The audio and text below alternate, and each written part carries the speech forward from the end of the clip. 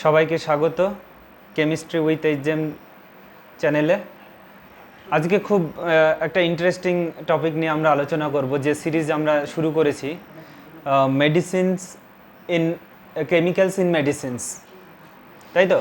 তাহলে আমরা তো বাজারে অনেক বিজ্ঞাপন দেখতে পাই, গিটে গিটে ব্যথা, কোমরে ব্যথা, উঠতে গেলে ব্যথা, বসতে গেলে ব্যথা। তাহলে এই ব্যথার যে অবনী ঘোষের বিদ্যুৎ বাম, দেখবে একটা খুব প্রচলিত একটা কথা আছে, সেটা সবাই অ্যাডভার্টাইজমেন্ট করে, ট্রেনে, বাসে বা রাস্তাঘাটে দেখা যায়। তো বিভিন্ন রকমের আমাদের শরীরের মধ্যে ব্যথা আছে। তো আজকে একটা কবিতা দিয়ে আমি শুরু করছি। একটা কবিতা আমার হাতে আছে, দেখো। কবিতাটা লিখেছেন রুদ্র মোহাম্মদ শহীদুল্লাহ। কবিতার নাম হচ্ছে ব্যথা দাও বুকে রাখবো। ব্যথা দাও বুকে রাখবো, ব্যথার জন্যই তো হৃদয়। আঘাতে বুক ভাঙবে না, বুকে ব্যথা আছে গলিত লাফাগুলো, বেদনায় যেন ঘনীভূত পাথরের দেহ। আঘাতে পাথর কখনো গলে না হৃদয়। পাহাড়ে ধস নামলে কখনো মাটি অনায়াসে পেতে দেয় বুক। তুমি যাবতীয় দুঃখকে ছুড়ে দাও, আমি বুক পেতে নেব, বুক ভাঙবে না। দুয়ার বন্ধ করলেই আমি ফিরে যাব নির্বিকার, অস্বীকার করো মেনে নেব। অ্যালবামে স্মৃতি নেই বলে আদৌ দুঃখ করি না। সোনালি নিঃসঙ্গতাই আমার বিচিত্র দুঃখের সমাবেশ সঞ্চয়। ব্যথা দাও বুকে রাখবো, ব্যথাই ভাঙবে না বুক, বুকে ব্যথা আছে। আরে বুকে ব্যথা আছে তো কি হয়েছে? তাহলে অ্যাসপ্রিন খেয়ে নাও তুমি, তাই তো?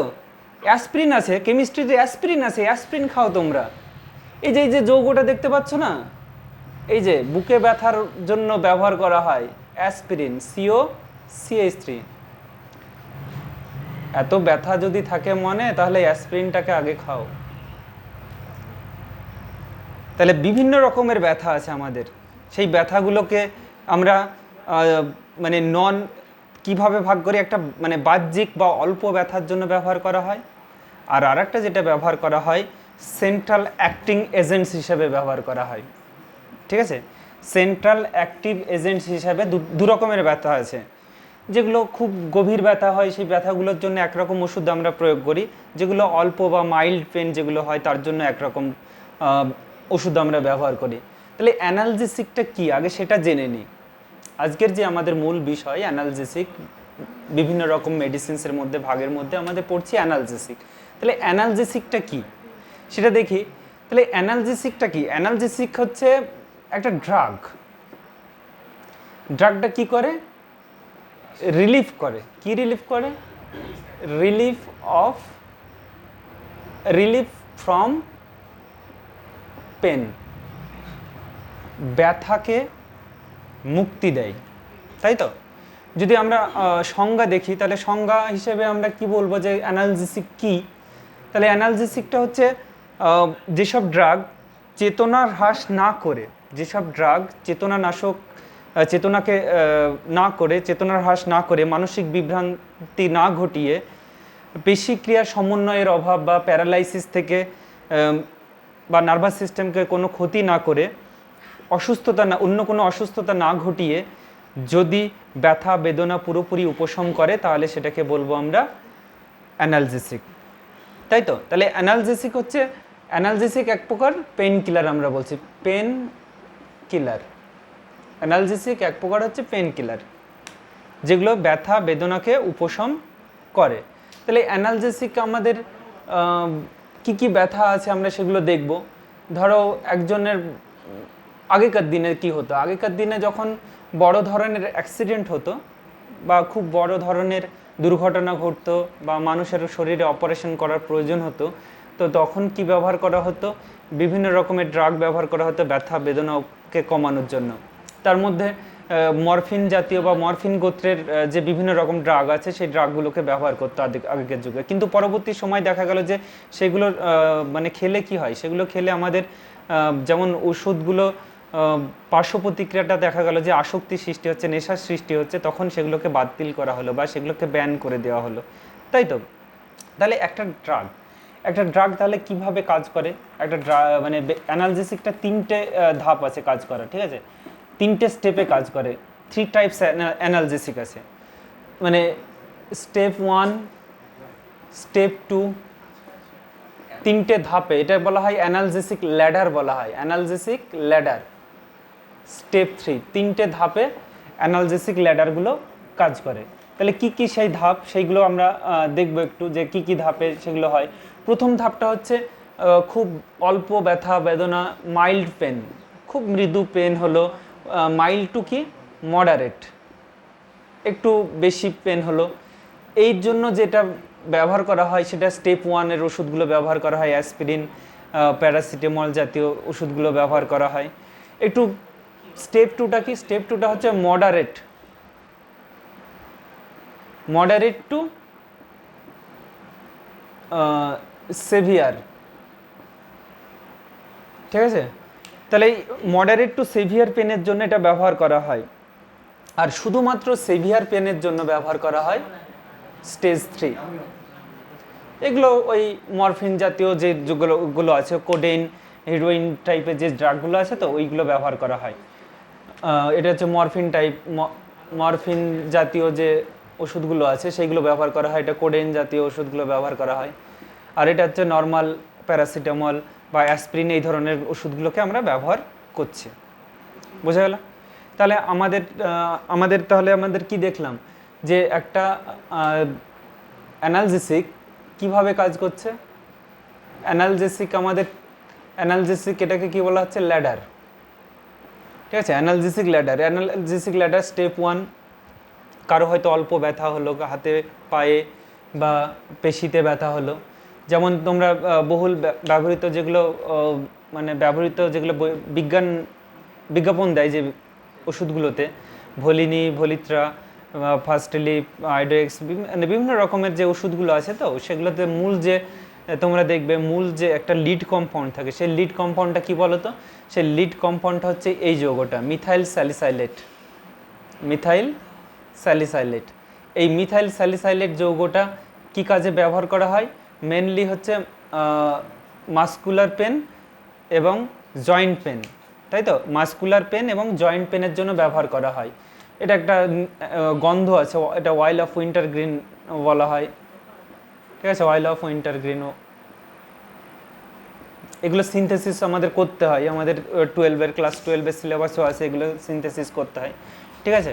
তো আমাদের দেখবো যে কি কি আমাদের অ্যানালজেসিক আছে, সেইগুলোকে আমরা ভাগগুলোকে দেখব, তার উদাহরণগুলোকে দেখব, ঠিক আছে। তার ব্যবহারের সুবিধা দেখব, অসুবিধা দেখব, মানে পার্শ্ব প্রতিক্রিয়াটাও দেখব।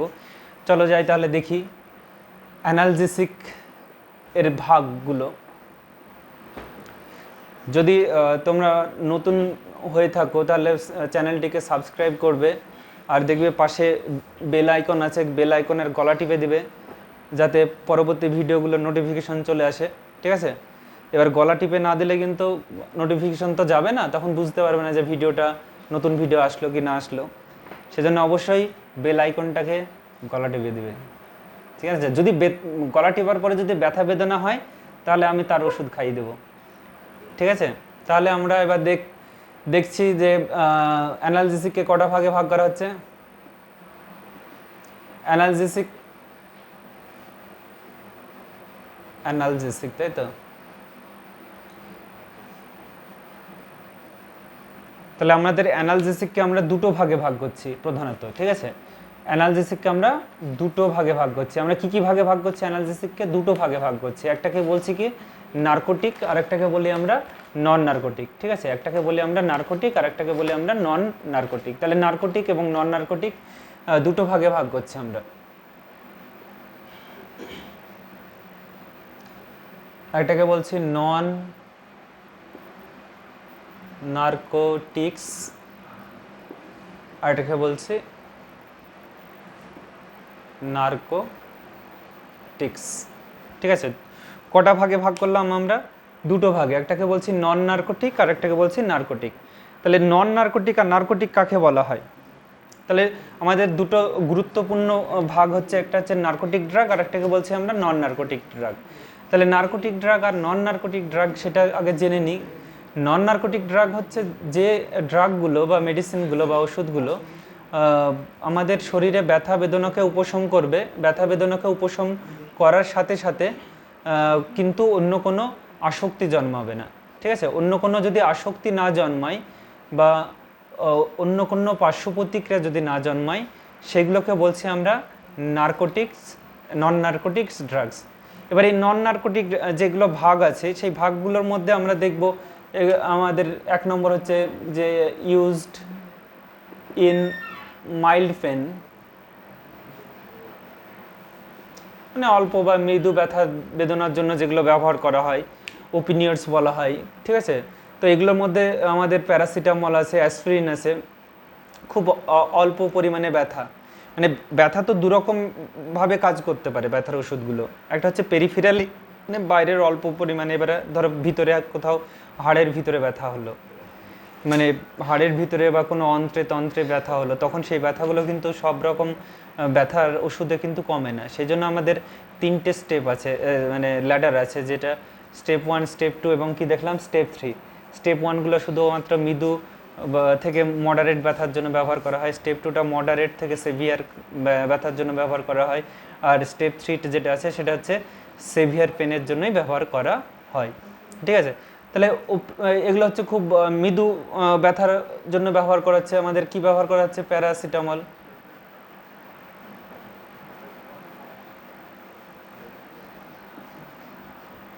ঠিক আছে, প্যারাসিটামল। তো প্যারাসিটামল, তারপরে ব্যবহার করা হচ্ছে অ্যাসপিরিন, এই ওষুধগুলো আমরা ব্যবহার করছি।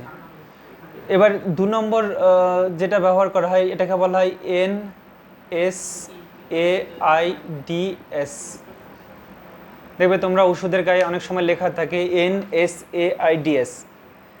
এটা কি বলতো? এটা হচ্ছে, এটাকে বলা হচ্ছে non steroidal anti inflammatory drugs, non steroidal anti inflammatory drug.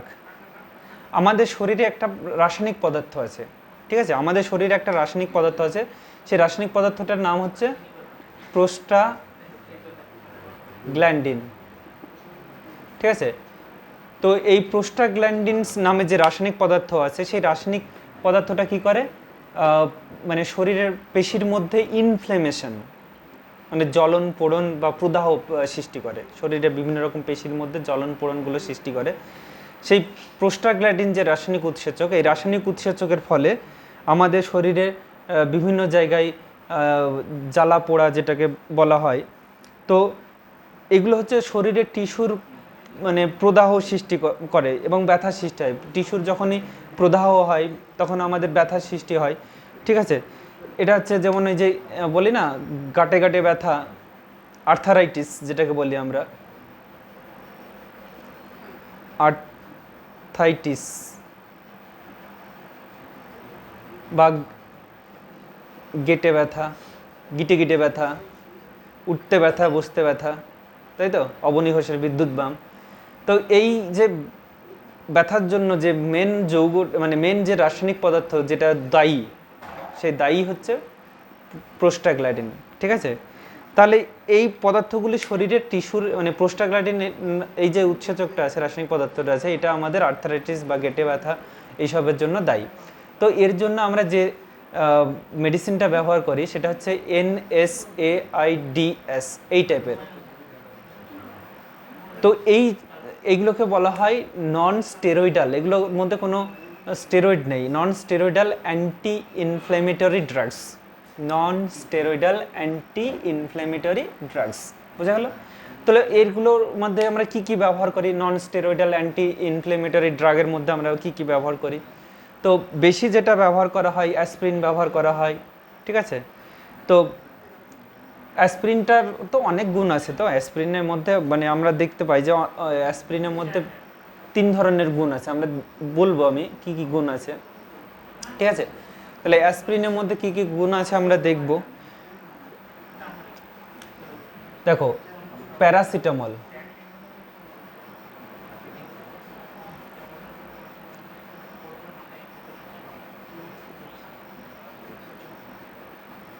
তাহলে প্যারাসিটামল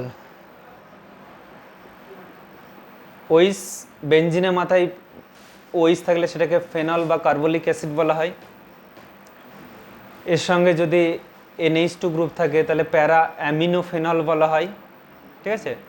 তাহলে প্যারা অ্যামিনোফেনলের সঙ্গে যদি অ্যাসিটাইলেশন বিক্রিয়া ঘটানো হয়, অ্যাসিটাইলেশন বিক্রিয়া ঘটানো হলে তাহলে ওটা দেখো এর সঙ্গে কি হচ্ছে, অ্যাসিটাইল গ্রুপটা যুক্ত হয়ে যাচ্ছে।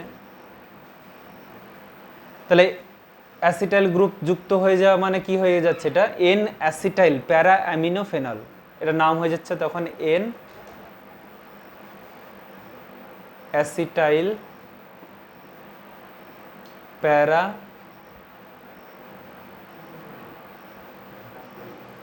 প্যারা অ্যামিনো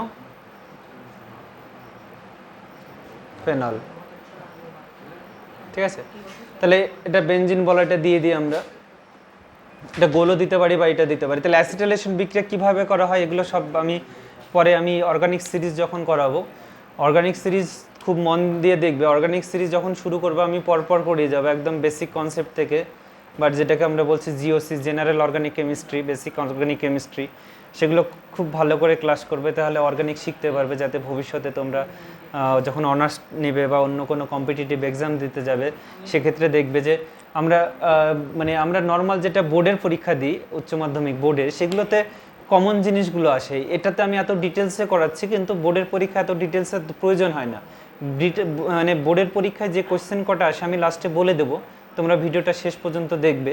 লাস্টে বলে দিব কি কি প্রশ্ন আসে অ্যানালিসিস থেকে, কি উত্তর লিখতে হয়, কিভাবে লিখতে হয় সেটা আমি বলে দেব, ঠিক আছে। তোমরা দেখো, তার আগে শেষ পর্যন্ত দেখবে, দেখার আগে এগুলোকে শিখে না, একটু জেনে রাখা ভালো, এগুলো কি কেন ব্যবহার করা হয় সেগুলোকে যদি জানতে পারো তাহলে ব্যবহারিক প্রয়োগ অনেক করতে পারবে। তবে কষান হচ্ছে এরকম যে কখনো বাড়িতে বসে যেন এগুলো দেখে আবার ডাক্তারি শুরু করে দেবে না, তাহলে আমি আবার কেস খেয়ে যাব, ঠিক আছে।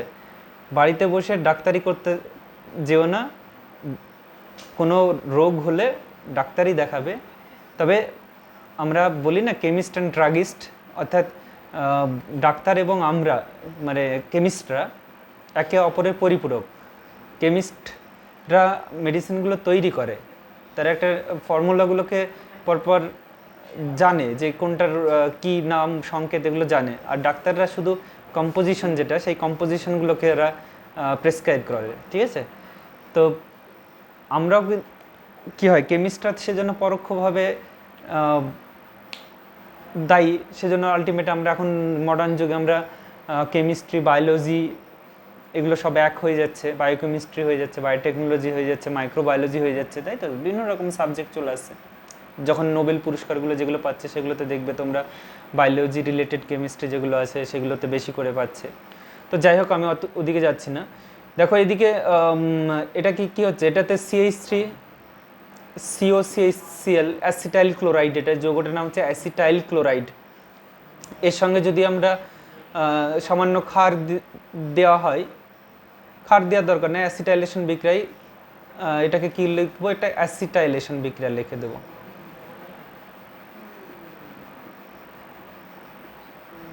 তবে এই বিক্রিয়াটা আমরা অ্যাসিটাইল ক্লোরাইড না দিয়ে আমরা অ্যাসিটিক অ্যানহাইড্রাইড দিলেও হবে, অ্যাসিটিক অ্যানহাইড্রাইড দিয়ে করলেও হবে, ঠিক আছে। এটাকে বিক্রিয়াটার নাম হচ্ছে অ্যাসিটাইলেশন।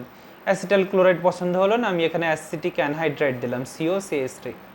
অ্যাসিটাইলেশন অ্যাসিটিক অ্যানহাইড্রাইড দিয়েও করা হয়, আবার অ্যাসিটাইল ক্লোরাইড দিয়েও করা হয়, অন্যান্য মেথডও আছে। তো এই যৌগটা আমরা পাবো কোথা থেকে, ফেনল থেকে যদি বলে, অনেক সময় মাথায় রাখবে এই কোশ্চেনটা তোমাদের উচ্চ মাধ্যমিক পরীক্ষা ওয়েস্ট বেঙ্গল বোর্ডে দেয় যে ফেনল থেকে অ্যাসপিরিন প্রস্তুত করো, ঠিক আছে। ফেনল থেকে অ্যাসপিরিন প্রস্তুতি, তো ফেনল থেকে অ্যাসপিরিন প্রস্তুত করার সময়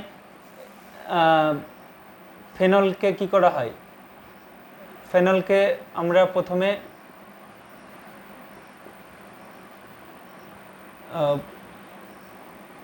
এখানে ফেনল যদি লিখো তোমরা, এটা ফেনলের সংকেত যদি লিখি আমরা ফেনল, তাহলে ফেনলকে প্রথমে প্যারা নাইট্রোসোফেনল তৈরি করা হয়। এটাতে কি দেওয়া হয়, Na2 লঘু HCl দিয়ে এই বিক্রিয়াটা করানো হয়, প্যারা পজিশনে নাইট্রোসো গ্রুপ যুক্ত হয়। এই নাইট্রোসো গ্রুপকে বিজারণ করলে Na2SX, এটা বিজারক পদার্থ, সালফারের সোডিয়াম সালফাইড যৌগ, ডেরিভেটিভ আর কি, এক্স এর মান ফিক্সড নয় এখানে, ঠিক আছে। এক্স এর মান 1 হতে পারে, 2 হতে পারে, 3 হতে পারে। তো এই যৌগটার সঙ্গে এটা হচ্ছে বিজারক এক কথা, এটা বিজারণ করে দিবে, কাকে বিজারণ করে দিবে? এনও গ্রুপকে। এনও গ্রুপকে বিজারণ করে দিলে এটা কী হলো? NH2, ঠিক আছে। তো ফেনলকে প্রথম কি তৈরি করলাম? ফেনল থেকে আমরা তৈরি করলাম প্যারা নাইট্রোসোফেনল, এটার নাম হচ্ছে প্যারা নাইট্রোসোফেনল। প্যারা নাইট্রোসোফেনল থেকে আমরা প্যারা অ্যামিনোফেনল তৈরি করলাম,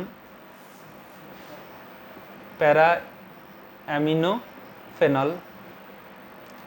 প্যারা অ্যামিনোফেনল থেকে আমরা দর্দ প্যারাসিটামল, তাই তো? তাহলে প্যারাসিটামল তৈরি করে ফেললাম। তাহলে প্যারাসিটামলের আরেকটা পরিচয় আছে বলা হয় এন অ্যাসিটাইল প্যারা অ্যামিনোফেনল আমরা বলছি, বা এটাকে আরেকটা নাম আছে 4-অ্যাসিটাঅ্যামিডোফেনলও বলা হয়। 4-অ্যাসিটাঅ্যামিডোফেনল এর আরেকটা নাম আছে, সেটা হচ্ছে 4-অ্যাসিটাঅ্যামিডোফেনল, ঠিক আছে। 4-অ্যাসিটাঅ্যামিডোফেনল। তাহলে আমরা এই সিনথেসিসটা করে ফেললাম। এটা উচ্চ মাধ্যমিক পরীক্ষা আসে ওয়েস্ট বেঙ্গল বোর্ডে, তোমরা এটাকে করে নাও, লিখে নাও, স্ক্রিনশট মেরে নাও, ঠিক আছে। ফটাফট স্ক্রিনশট মেরে নাও, নাহলে লিখে নাও হাত দিয়ে। ফেনল থেকে প্যারানাইট্রোসোফেনল, প্যারানাইট্রোসোফেনল থেকে প্যারাঅ্যামিনোফেনল, প্যারাঅ্যামিনোফেনল থেকে এন-অ্যাসিটাইল প্যারাঅ্যামিনোফেনল। তো এটা নন নার্কোটিকের মধ্যেই ভাগের মধ্যে পড়ছে। এর দুরকম কাজ আছে, ঠিক আছে। আমরা নন নার্কোটিকগুলো কীভাবে ভাববো? নন নার্কোটিকগুলো হচ্ছে সহজে মনে রাখার জন্য আমরা তো এগুলো তো ব্যথার ওষুধ, এর খেলে এইভাবে মনে রাখো তোমরা, PAIN, এই শব্দটাকে মনে রাখলে আমরা সহজে মনে রাখতে পারবো। তো এগুলো কি? পি মানে হচ্ছে প্যারাসিটামল,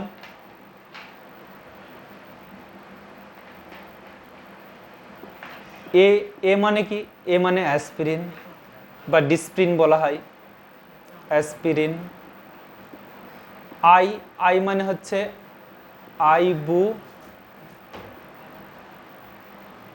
আইবুপ্রুফেন বলা হয়, PROFEN, ঠিক আছে। এটাকে বলা হচ্ছে আইবুপ্রোফেন। আর এনটা হচ্ছে ন্যাপ্রক্সেন। এনটাকে কি বলছি আমরা? ন্যাপ্রক্সেন। তাহলে এই চারটে আমরা মাইল্ড বা অল্প পরিমাণ ব্যথা বেদনা উপশম করার জন্য ব্যবহার করছি। তাহলে ওষুধগুলোর নাম তোমরা শর্টকাট মেথডে মনে রাখতে পারছো, প্যারাসিটামল, অ্যাসপিরিন, আইবুপ্রোফেন এবং ন্যাপ্রক্সেন। সেই সঙ্গে আমরা প্যারাসিটামল সিনথেসিস ফেনল থেকে করে দিলাম। এবার আমাদের এই দুটোর স্ট্রাকচার অতটা ইম্পর্টেন্ট নয়, এই দুটো স্ট্রাকচার আমাদের বেশি ইম্পর্টেন্ট। আইবুপ্রোফেনের স্ট্রাকচারটা হচ্ছে আইসোবিউটাইল গ্রুপ থাকবে একটা, ঠিক আছে। এটা আইসোবিউটাইল গ্রুপ, CH2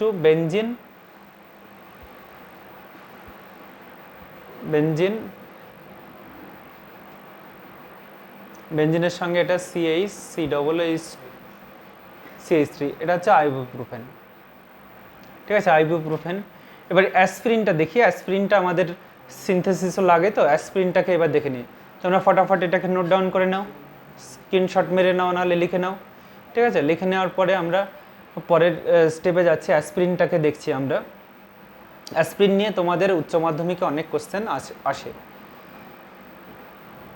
তার মধ্যে প্যারাসিটামলের দুরকম ধর্ম আছে, একটা হচ্ছে পেন কিলার হিসেবে ব্যবহার করা হচ্ছে, আর একটা বলা হয় অ্যান্টিপাইরেটিক্স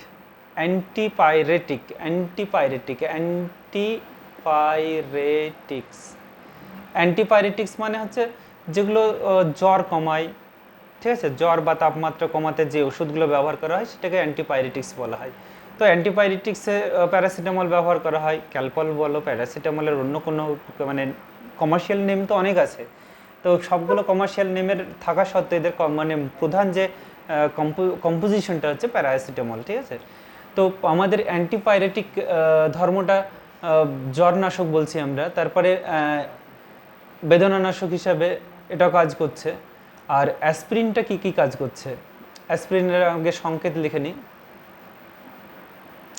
দেখো, এই যৌগটাকে ফেনল বলছি, ফেনলের সঙ্গে যদি আমরা এটাকে একটা COOH গ্রুপ জুড়ে দিই অর্থো পজিশনে, তাহলে অর্থো হাইড্রক্সি বেঞ্জোইক অ্যাসিডের নাম, তাই তো?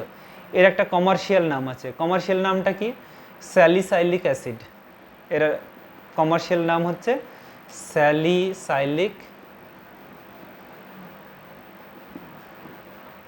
অ্যাসিড, ঠিক আছে, স্যালিসাইলিক অ্যাসিড। তো এই স্যালিসাইলিক অ্যাসিড কে আমরা যদি অ্যাসিটাইলেশন বিক্রিয়া ঘটাই, অ্যাসিটাইলেশন বিক্রিয়া যদি ঘটিয়ে দিই আমরা, তো অ্যাসিটাইলেশন বিক্রিয়া ঘটালে কি হবে? এটা OCOCH3 COOH, মানে অ্যাসিটাইল গ্রুপ যুক্ত হবে। কি ব্যবহার করব আমরা এখানে? CH3COOCH3, এটাকে বলছি অ্যাসিটিক অ্যানহাইড্রাইড বলে এই যৌগটাকে। এটাতে সামান্য কি দেওয়া হয়? সামান্য এটাকে গাঢ় সালফুরিক অ্যাসিড ব্যবহার করা হয়, গাঢ় সালফুরিক অ্যাসিড ব্যবহার করা হয়, অনুঘটক রূপে কাজ করবে, ঠিক আছে। এবার অ্যাসিটাইল গ্রুপকে অনেক সময় AC2O লেখা হয়, অ্যাসাইল গ্রুপকে বলা হয় CH3। AC মানে হচ্ছে acyl group, CH3C double bond O, এটাকে বলছি আমরা অ্যাসাইল গ্রুপ, ঠিক আছে। এই গ্রুপটাকে বলি আমরা অ্যাসাইল, সংক্ষেপে লিখি SC। দুটো অ্যাসাইল গ্রুপ আছে, তার মানে আরেকটা AC আছে। ভুল করে এয়ার কন্ডিশনার ভাবো না, ঠিক আছে, মাঝখানে অক্সিজেন, সেজন্য AC2O, অ্যাসাইল, দুটো অ্যাসাইল গ্রুপ মিললে অ্যানহাইড্রাইড গ্রুপ। এটা অ্যাসিটিক অ্যাসিড থেকে পাওয়া যায়, এগুলো পরে ডিটেলস আমরা করব, অর্গানিক খুব ভালো করে শিখবে, আমি শেখাবো। তো এখানে দেখো, তো এখানে আমাদের অ্যাসিটাইলেশন বিক্রিয়া ঘটিয়ে যে যৌগটা হলো, এটার নাম হচ্ছে, আমরা এই যৌগটাকে কি বলছি? Acetyl salicylic acid, acetyl salicylic acid, acetyl salicylic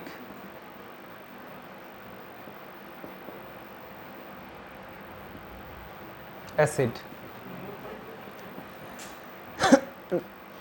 বা এটা আরেকটা বলা হয় 2-অ্যাসিটক্সিবেঞ্জোইক অ্যাসিড, এটাকে আরেকটা বলা হয় 2-অ্যাসিটক্সিবেঞ্জোইক অ্যাসিড, বোঝা গেল? 2-অ্যাসিটক্সিবেঞ্জোইক অ্যাসিড বা অ্যাসিটাইল স্যালিসাইলিক অ্যাসিড। তো এই যে যৌগটা, এই যৌগটা কিন্তু তোমরা লিখে নাও এটা।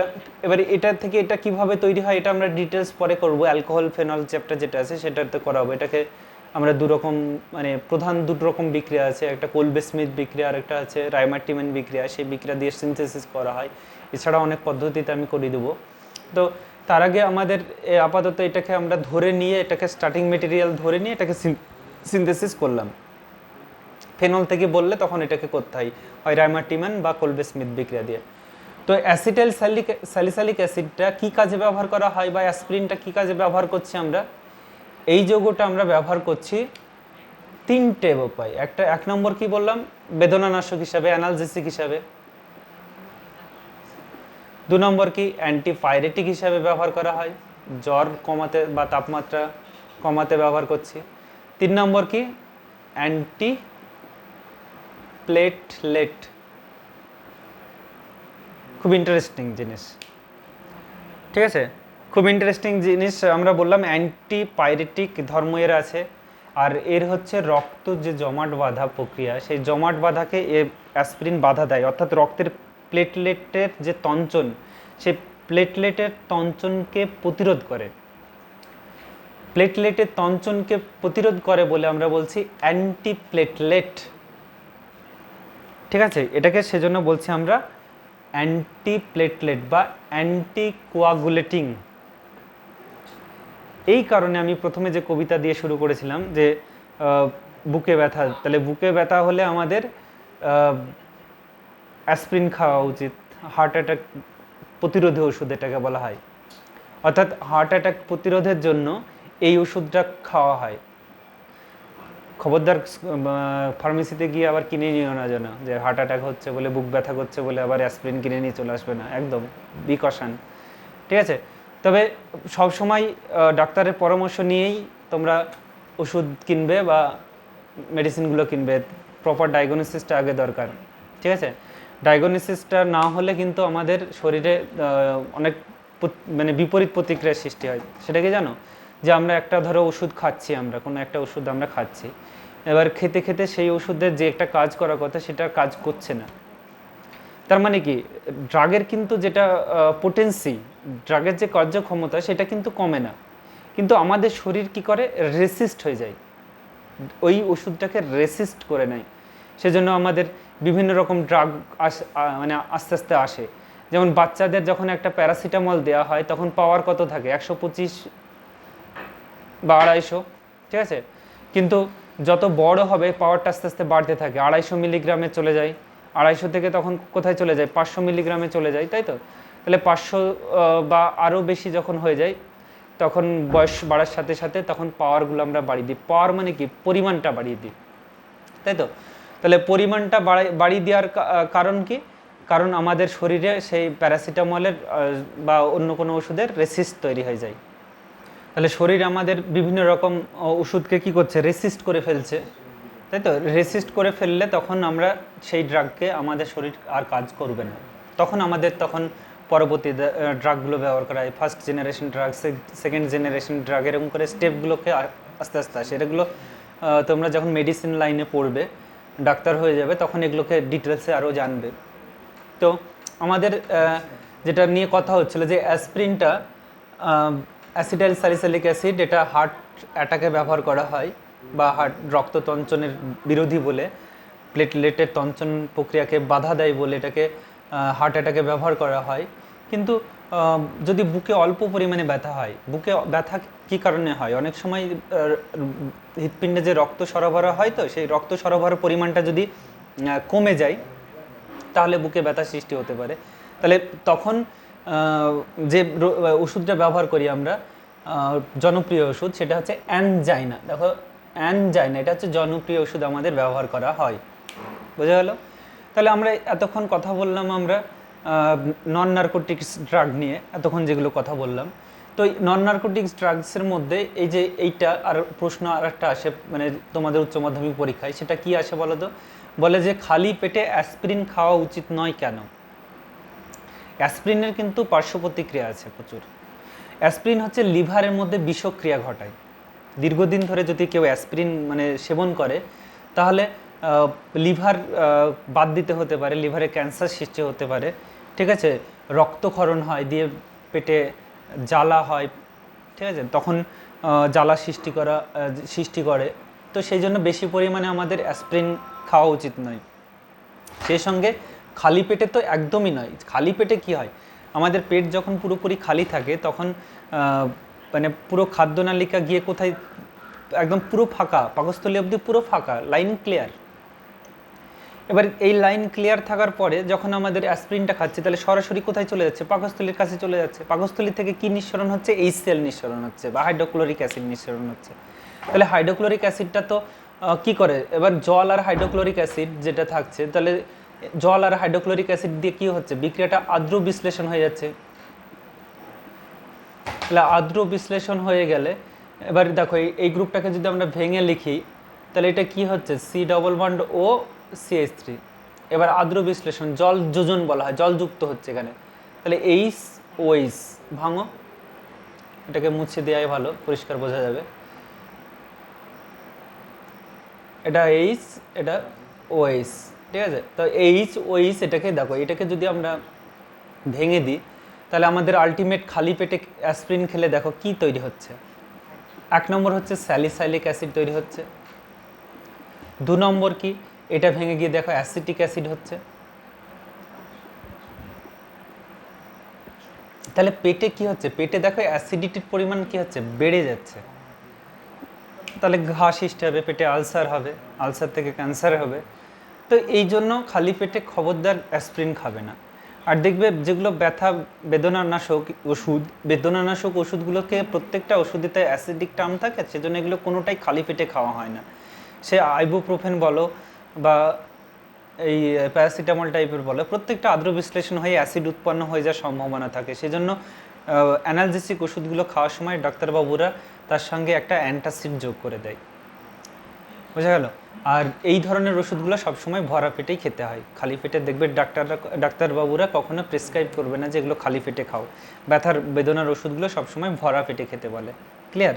কেন ভরা পেটে খেতে বলে? আর যেগুলো দেখবে অ্যান্টাসিড আছে, অ্যান্টাসিডগুলো খালি পেটে খেতে বলে, কারণ অ্যান্টাসিডগুলো তার কার্যকারিতা তখন খালি পেট থাকলে সরাসরি অ্যাসিডিটিটা কমাতে সাহায্য করে অ্যান্টাসিডগুলো। বোঝা গেল? তাহলে আমাদের মোটামুটি নন নার্কোটিক্সের ভাগটা আমরা ক্লিয়ার করে নিলাম। এবার নার্কোটিক্সে চলে যাই। নার্কোটিক্সে আমাদের যে মানে ওষুধগুলো আছে বা ড্রাগগুলো আছে, সেগুলো একদিন মানে পুরোনো দিনে এগুলো খুব বহুল ব্যবহৃত হতো, সেগুলো মেডিসিন রূপে ব্যবহৃত হতো, কিন্তু বর্তমানে সেগুলোকে ড্রাগ বলছি আমরা।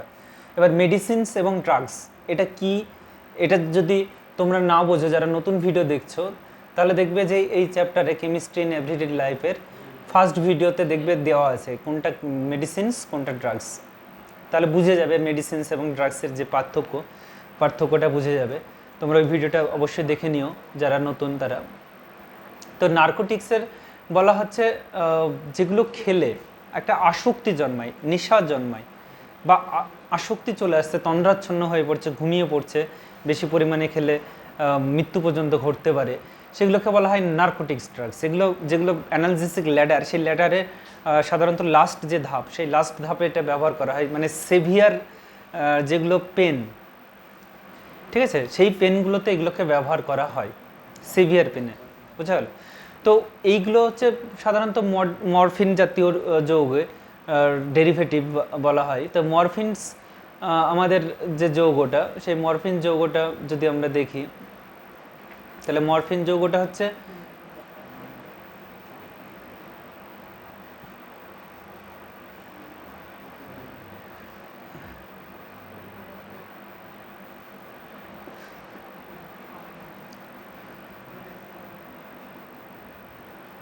ওএইচ গ্রুপ,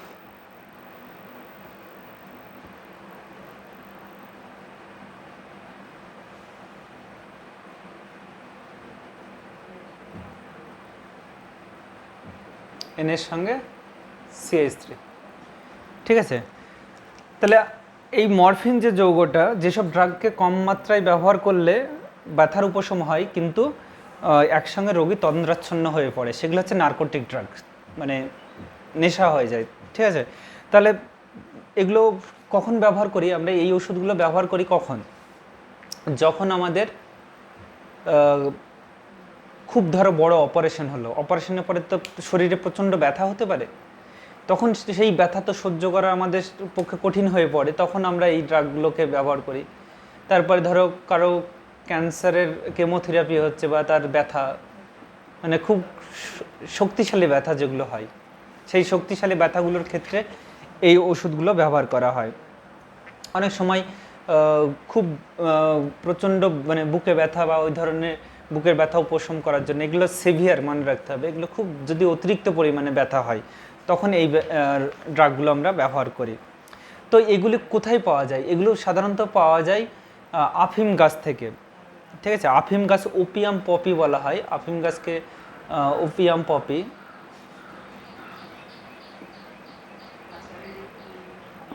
তো এই গাছ থেকে পাওয়া যায় বলে এগুলোকে কি বলা হয়? এগুলোকে বলা হয় ওপিয়েটস, এগুলোকে বলা হয় ওপিয়েটস, ঠিক আছে। তাহলে এইটাকে, এই যে যৌগটা লিখেছি দেখো, এই যৌগটার নাম কি? এই যৌগটার নাম হচ্ছে মরফিন, ঠিক আছে। এই যৌগটার নাম হচ্ছে মরফিন। মরফিনে দেখো দুটো ওএইচ গ্রুপ আছে, দেখছো দুটো ওএইচ গ্রুপ যেটা দেখছো, এর সঙ্গে যদি আমরা একটা ওএইচ গ্রুপের সঙ্গে যদি এখানে CH3 গ্রুপ জুড়ে দিই, OCH3 মিথক্সি গ্রুপ যদি জুড়ে দিই, তাহলে এই যৌগটার নাম হচ্ছে কোডেইন, ঠিক আছে। কোডেইন, একটা CH3 জুড়ে দিলে এটা কোডেইন বলছি আমরা। যদি এটাকে ডাইঅ্যাসিটাইল ডেরিভেটিভ করি, diacetyl derivative of morphine, diacetyl derivative of morphine is known as heroin, ঠিক আছে। তাহলে এই হেরোইনটা কি? ডাইঅ্যাসিটাইল ডেরিভেটিভ অফ মরফিন, যেটাকে ব্রাউন সুগার বলছি, তাই তো। তাহলে এই হেরোইনটা হচ্ছে যে ডাইঅ্যাসিটাইল, তাহলে ডাইঅ্যাসিটাইল ডেরিভেটিভটা কীরকম? দেখো অ্যাসিটাইলেশন বিক্রিয়া আমরা একটু আগে ঘটালাম, প্যারাসিটামল তৈরি করার সময় ঘটিয়েছি, আবার অ্যাসপ্রিন তৈরি করার সময় ঘটিয়েছি, না হলে আবার তোমরা রিওয়াইন্ড করে দেখে নিতে পারো। তো এখানে অ্যাসিটাইলেশন করলে কি হবে, এটাতে অ্যাসিটাইল গ্রুপ যুক্ত হবে। অ্যাসিটাইল গ্রুপ মানে এসি গ্রুপ, CH3CO, এটাকে বলা হয় এসি গ্রুপ। এটাকে আর একটা এসি গ্রুপ জুড়ে দাও, এখানে আর একটা CH3, তাহলে CH3CO এই গ্রুপটা জুড়ে দাও। তাহলে এই গ্রুপটা যখন জুড়ে দিলাম আমি, দেখো ডাইঅ্যাসিটাইল, দুটো অ্যাসিটাইল গ্রুপ যুক্ত হয়েছে, এখানে একটা অ্যাসিটাইল গ্রুপ যুক্ত হয়েছে, এখানে একটা অ্যাসিটাইল গ্রুপ যুক্ত হয়েছে। তাহলে ডাইঅ্যাসিটাইল ডেরিভেটিভ অফ মরফিন, এটাকেই বলছি আমরা হেরোইন। ঠিক আছে, তাহলে এই উপকারগুলি আমাদের যদি দীর্ঘদিন ধরে ব্যবহার করি, তাহলে বেশি মাত্রায় ব্যবহার করলে আমাদের রোগী অচৈতন্য হয়ে যেতে পারে, সংজ্ঞা চলে যেতে পারে, এক কথায় অজ্ঞান হয়ে যেতে পারে, খিঁচুনি হয়, মানুষের মৃত্যু পর্যন্ত হতে পারে। ঠিক আছে, তাহলে এই পর্যন্ত আমরা আজকে করলাম। আমাদের তাহলে অ্যানালজেসিক মোটামুটি ব্যাপারটা বোঝা গেল। তাই বুঝে সুঝে সব কিছু অ্যানালজেসিক ব্যবহার করতে হয়। বাজার চলতে যেগুলো আছে সেগুলো সাধারণত মাসকুলার পেন অথবা জয়েন্ট পেনের জন্য ব্যবহার করা হয়, মানে গাঁটে গাঁটে ব্যথা বা আর্থারাইটিসের জন্য অথবা মাসুল পেনের জন্য এটা ব্যবহার করছি। ঠিক আছে, তাহলে বেস্ট অফ লাক। আরও ভিডিও পেতে চাইলে সাবস্ক্রাইব করো, বেল আইকনকে একদম গলা টিপে দাও, ব্যথা হলে অ্যানালিসিস খেয়ে নাও। ওকে।